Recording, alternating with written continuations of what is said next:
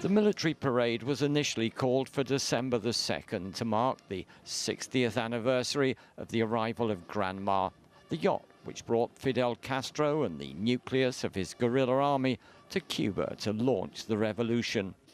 The parade was postponed after Fidel Castro died. Now it's become a tribute to him.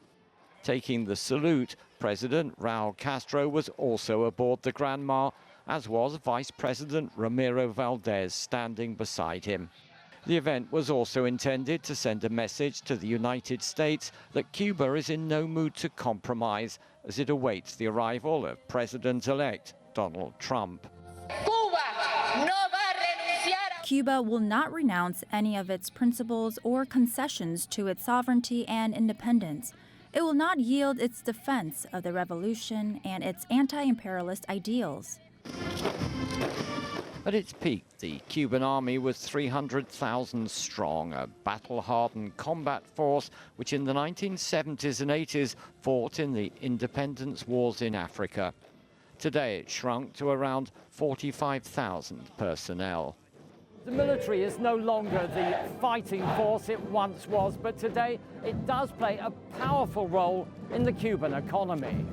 There's a division of the Armed Forces Ministry called GAISA, the Business Administration Group.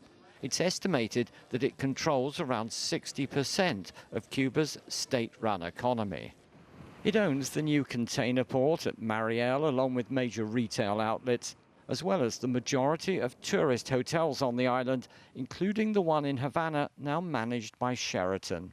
The army also is known for good administration, for good managing of economic enterprises, for the level of corruption being very low. So it is still, the army still plays a very important role.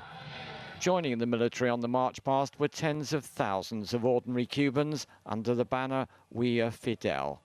A final mass show of support for the man now officially called the Eternal Commander-in-Chief, Fidel Castro. Michael Voss, CGTN, Havana.